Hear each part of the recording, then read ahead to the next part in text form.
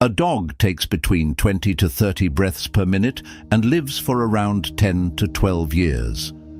A human breathing 12 to 20 times per minute can reach an age of 80 to 100 years, but the tortoise, a creature that inhales just 3 to 5 times in a minute, can live for 500 to 600 years. This simple observation reveals a profound truth. The slower and deeper the breath, the longer life extends. The ancients understood this mystery and realized that by reducing the speed of breath while increasing its depth, one could extend life.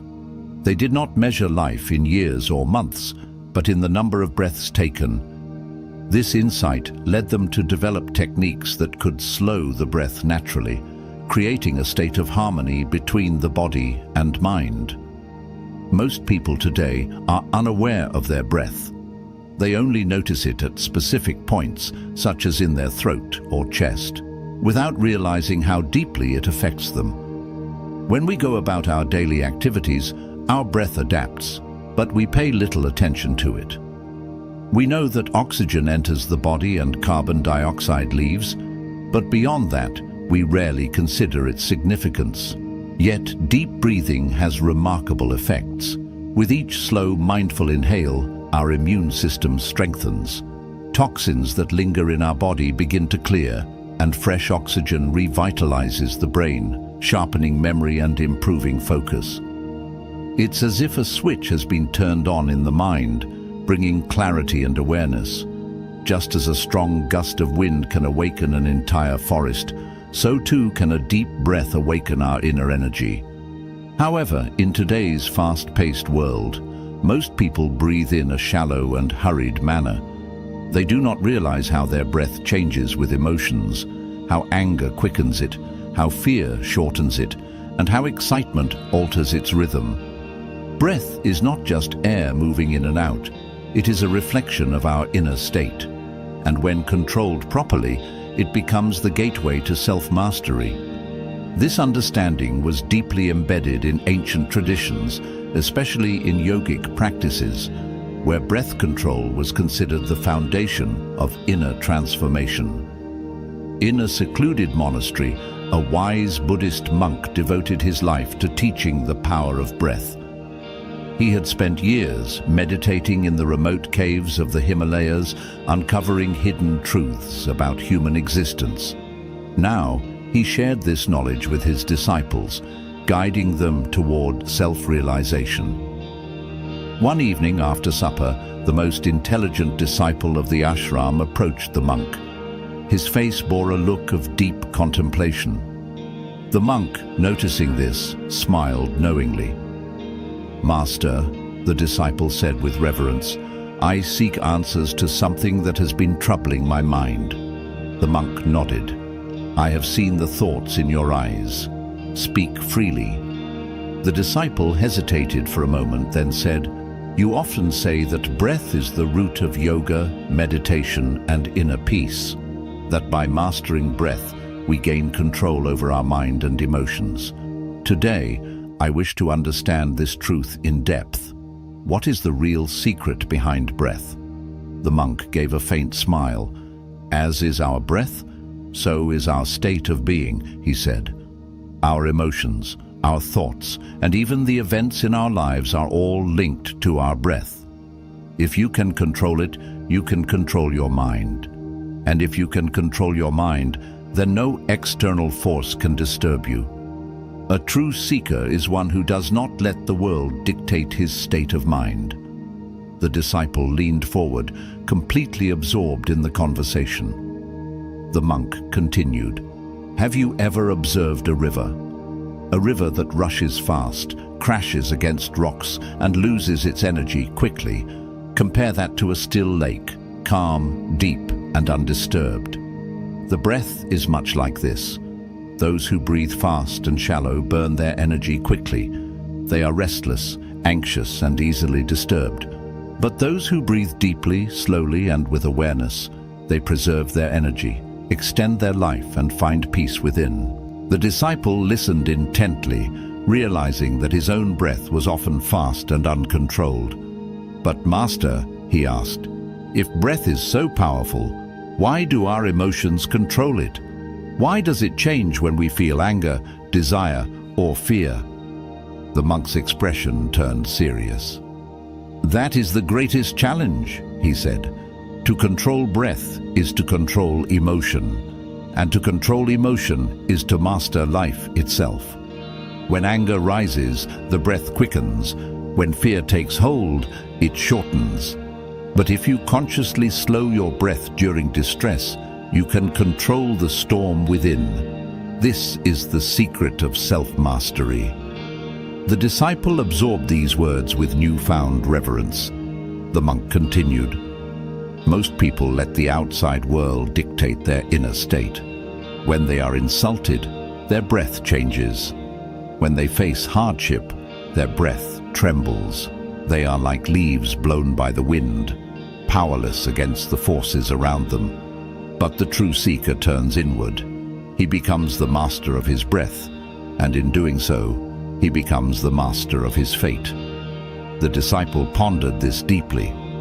But master, he asked, how does one begin? How does one break free from these patterns and truly take control of the breath?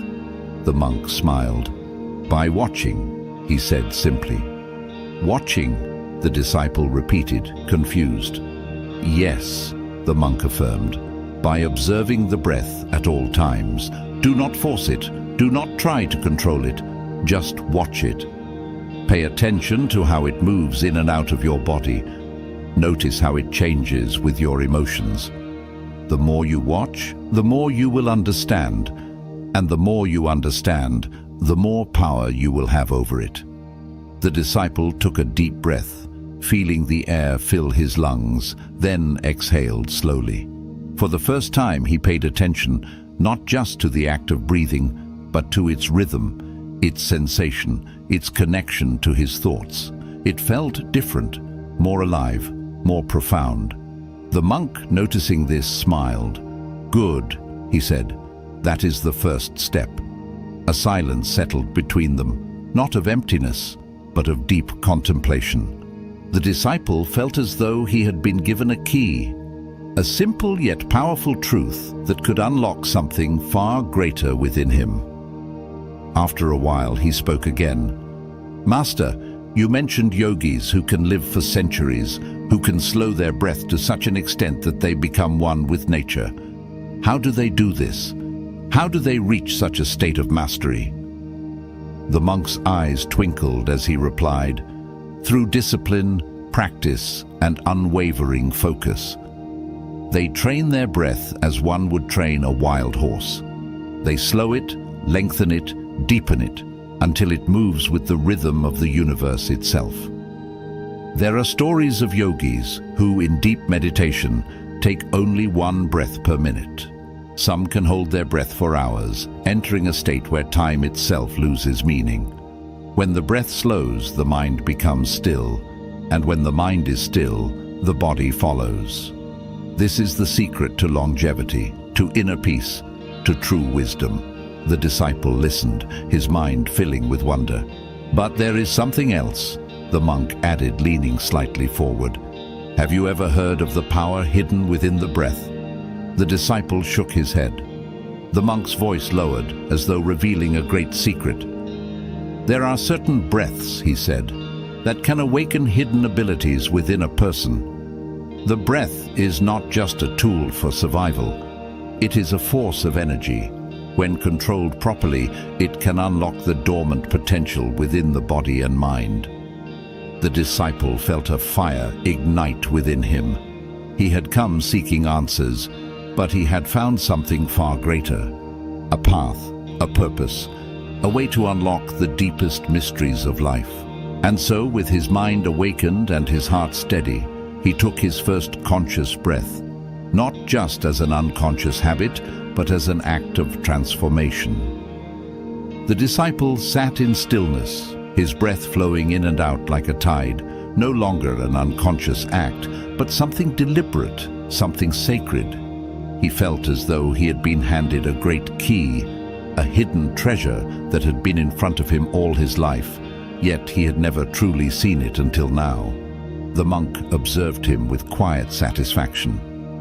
"Master," the disciple said after a moment of silence, "you spoke of yogis who slow their breath to such an extent that they live for centuries. How is this even possible?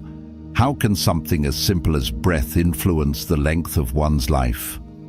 The monk smiled, sensing the hunger for knowledge in his disciple's voice. "It is not breath alone," he said. "It is the mastery of breath. Just as a skilled craftsman refines his tools, a true seeker refines his breath. The breath is not just air moving in and out. It is prana, the life force, the very energy that sustains us. And those who learn to preserve and control it can extend their existence far beyond what is thought possible." The disciple was entranced. "But how, Master?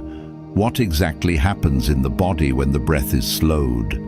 The monk's eyes gleamed as he began to explain. "When the breath is deep and slow, the body enters a state of profound relaxation. The heart beats slower, the organs function with greater efficiency, and the mind becomes clear. The unnecessary waste in the body is removed more effectively, reducing the wear and tear on the cells. This is why a tortoise, which breathes only a few times per minute, can live for hundreds of years, and why a dog, which breathes rapidly, ages quickly. In the case of a yogi, he does not merely slow his breath, he refines it, guiding it with precision. Through disciplined practice, he reduces the number of breaths he takes, and in doing so, he reduces the toll of time on his body. His heart does not overwork itself, his mind does not waste energy in restless thought, and his life force is preserved." The disciple was captivated by these revelations. He had never before considered the idea that breath was more than just an unconscious function. It was the very rhythm of life itself. The monk continued, "Have you noticed that a baby, when sleeping, breathes from the belly?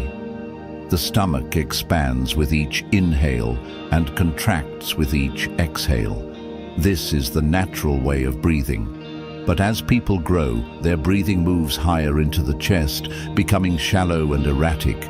This unnatural breathing brings anxiety, fear, and unnecessary stress." The disciple's mind raced. "So, Master, are you saying that if we return to belly breathing, we can regain the peace and vitality we once had as children?" The monk nodded. "Yes, and not just that. By training the breath, one can transcend ordinary limitations. A person who breathes deeply from the navel maintains a calm and stable mind. Have you ever noticed that young children do not hold on to worries? If they cry, their tears dry quickly. If they are scolded, they forget soon after. This is because their breath remains deep, unburdened by tension. But as we grow, we hold our breath in moments of fear. We take shallow gasps when stressed, and over time, this damages our entire system." The disciple began to realize the depth of the monk's wisdom. "Master, if breath controls the mind, then does that mean it controls everything we feel?" The monk's gaze was steady. "Yes, all emotions are linked to breath. The breath changes when anger arises, when desire surfaces, when fear grips the heart. But if you learn to control the breath, you can control these emotions instead of letting them control you." The disciple took a deep, slow breath, allowing this truth to sink in. For the first time, he felt as though he had touched something truly profound. The monk let the silence linger, allowing the disciple to absorb the wisdom he had just shared. Then, in a measured tone, he continued, "There is another secret hidden in breath, one that most people never realize. Breath is a bridge." "A bridge?" the disciple echoed, puzzled. "Yes," the monk nodded. "A bridge between the body and the mind, between the seen and the unseen, between what is and what could be. If you learn to walk across this bridge, you will gain control over your mind, and once the mind is mastered, everything else follows. The disciple pondered this deeply. But Master, how can breath lead to control over the mind? The monk's expression turned serious. The mind is restless, always running from one thought to another, always reacting to the external world. But the breath, if trained, can slow the mind. The moment you control the breath, the mind must follow. The two are inseparably connected. The disciple sat in silence, absorbing the weight of this truth. The monk continued, "Have you ever heard of yogis who tame wild animals with nothing but their presence? Lions, tigers, beasts that should be untamed, sit calmly before them. Do you know why?" The disciple shook his head. "Because their breath is perfectly controlled," the monk explained. "They breathe in harmony with nature.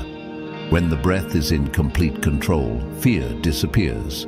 And when fear disappears, all creatures recognize the presence of something greater. The lion, the tiger, they do not see a man before them. They see an energy they do not understand, something beyond their comprehension, and so they surrender." The disciple felt a chill run down his spine.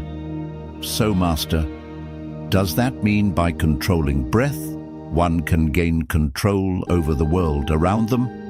The monk smiled. "Not in the way you are thinking. The world outside is merely a reflection of the world within. When you control your breath, you do not control the universe. You become aligned with it. And when you are in harmony with the universe, all things flow effortlessly." The disciple bowed his head, overwhelmed by the depth of this wisdom. The monk looked at the young disciple with warmth. "Now you see, breath is more than survival. It is the essence of life itself." The disciple's mind was racing.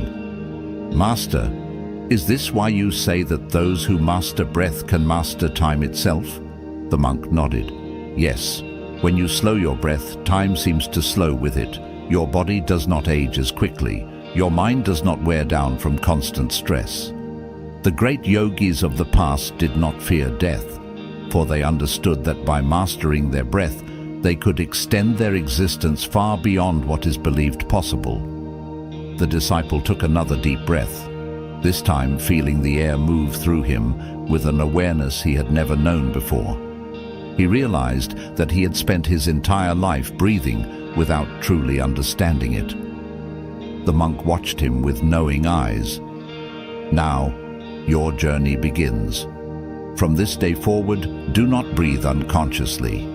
Let every inhale be mindful. Let every exhale be deliberate. The more awareness you bring to your breath, the more you will uncover the mysteries of existence." The disciple bowed deeply, gratitude swelling in his heart. He had come seeking answers, but he had found something far greater, a path, a purpose, a truth that could change his very being. And so, with newfound awareness, he took his first conscious breath, not just as an unconscious act of survival, but as the beginning of a transformation that would last a lifetime.